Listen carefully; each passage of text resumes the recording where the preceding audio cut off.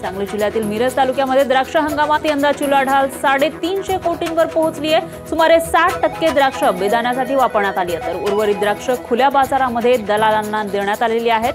द्राक्षांच्या उच्चांकासाठी म्हैसाळ योजनेच्या पाण्यालाही श्रेय द्यावं लागणार आहे। मिरज तालुक्यातील 72 गावांमध्ये यंदा 6000 हेक्टरमध्ये द्राक्ष घेण्यात आली आहेत। द्राक्ष विक्री आणि बेदाणा याद्वारे मिरज तालुक्यानं यंदाच्या हंगामात 349 कोटी 78 लाख रुपयांची थेट उलाढाल आतापर्यंत केली आहे। सांगलीच्या बाजार समितीमध्ये बेदाण्याची आवक चांगलीच वाढली आहे, परंतु बेदाण्याचे दर स्थिर झाल्याचं पाहायला मिळत आहे। या आठवड्यामध्ये बेदाण्याची 12,506 क्विंटलची आवक झाली आहे आणि दर 100 रुपये ते 215 रुपये असा दर मिळतोय, तर सरासरी 160 रुपयांचा दर बेदाण्याला मिळतोय, अशी माहिती बाजार समितीने दिली आहे। राज्यातील दुष्काळी परिस्थितीमुळे भाजीपाला उत्पादनाला फटका बसण्यास सुरुवात झाली आहे। त्यामुळे मागील 2 आठवड्यांपासून राज्यातील प्रमुख बाजार समित्यांमध्ये भाजीपाल्याचे दर वाढू लागले।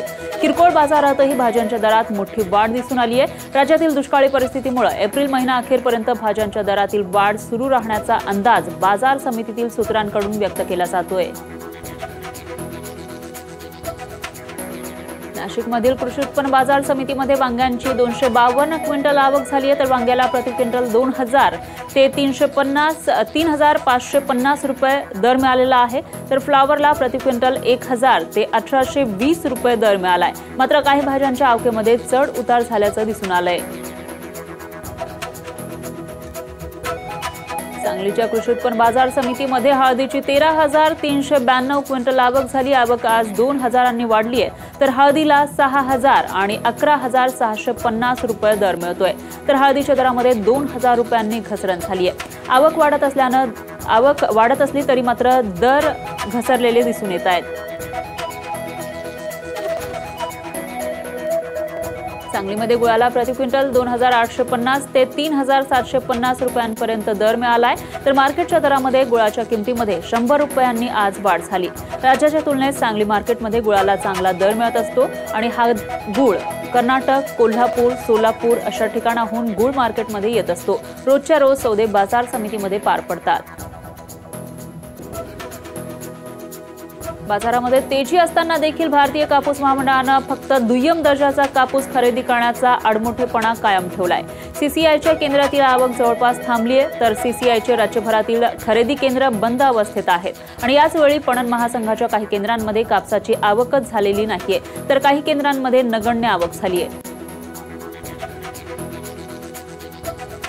अमरावती तालुक्यामध्ये सौर ऊर्जा प्रकल्प राबवण्यास सुरुवात झाली आहे। शासनानं आता अमरावती जिल्ह्यातील सर्वच गावातील तालुक्यांमध्ये कृषी पंप आणि ऊर्जेवर चालणार असल्यानं वीज तयार करण्यासाठी सोलार प्रत्येक शेतकऱ्यांच्या शेतामध्ये बसवण्यात येत आहे। त्यामुळे विद्युत वितरण कंपनी भारनियमन कमी करणार असल्यानं सौर ऊर्जेमुळे विद्युत वितरण कंपनीचा ताण कमी होणार आहे। केंद्र आणि राज्य शासनानं दुष्काळी परिस्थितीमध्ये सापडलेल्या शेतकऱ्यांसाठी दुष्काळी अनुदान जिल्हा प्रशासनाकडे वर्ग केलंय। मात्र अनुदान बँकांना प्राप्त होऊनही लाभार्थ्यांच्या खात्यावर मात्र जमा झालेलं नाहीये।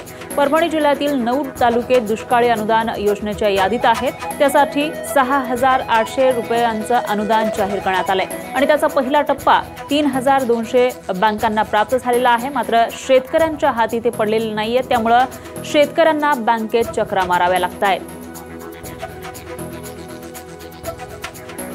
महात्मा गांधी राष्ट्रीय ग्रामीण रोजगार हमी योजनेअंतर्गत परभणी तालुक्यातील 178 लाभार्थ्यांनी पंचायत समिती कार्यालयाकडून सिंचन विहिरींसाठी प्रस्ताव दाखल केले आणि हे प्रस्ताव जिल्हा परिषदेच्या मान्यतेसाठी पाठवण्यात आलेले होते। मात्र यातील अनेक प्रस्तावांमध्ये त्रुटी काढत फक्त 61 प्रस्तावांनाच मान्यता देण्यात आली आहे। त्यामुळे सिंचन विहिरींचा प्रश्न निर्माण झालेला आहे, तर दुष्काळी स्थिती असल्यानं अशा नियमांना शिथिल करावं अशी मागणी लाभार्थी करतायत।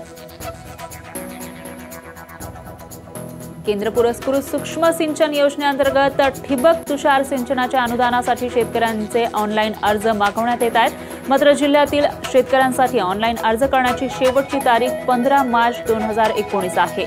जिल्ह्यातील अनुसूचित जाती आणि जमाती या प्रवर्गातील शेतकऱ्यांनी जास्तीत जास्त संख्येनं या योजनेअंतर्गत ई ठिबक प्रणालीवर अर्ज करावेत, असं आवाहन कृषी विभागाकडून करण्यात येत आहे।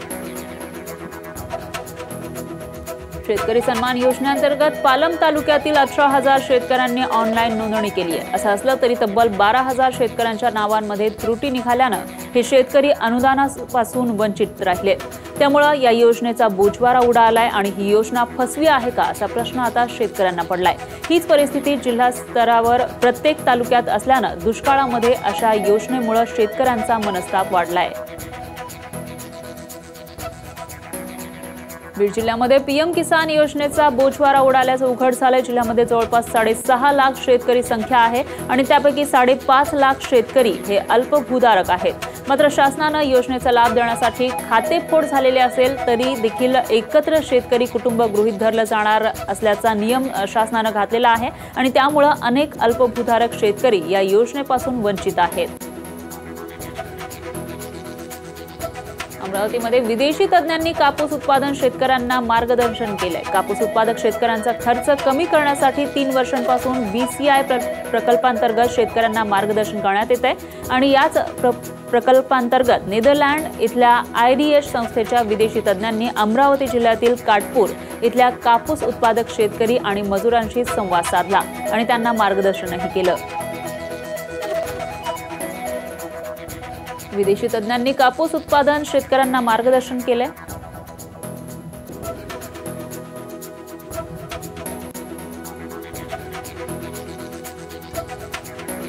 अमरावतीमध्ये विदेशी तज्ज्ञांनी कापूस उत्पादन शेतकऱ्यांना मार्गदर्शन केलेलं आहे।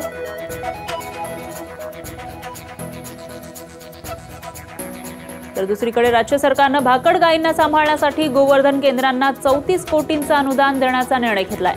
राज्यातील 34 जिल्ह्यांमध्ये भाकड गायींचा सांभाळ करण्यासाठी गोवंश सेवा केंद्र सुरू करण्यात येणार आहेत आणि ही गोवंश सेवा केंद्र चालवणाऱ्या संस्थांना 2019-20 या वर्षासाठी 34 कोटी 75 लाख रुपयांचं अनुदान देण्याच्या सुधारित योजनेला राज्य मंत्रिमंडळाच्या बैठकीत मान्यता देण्यात आली आहे।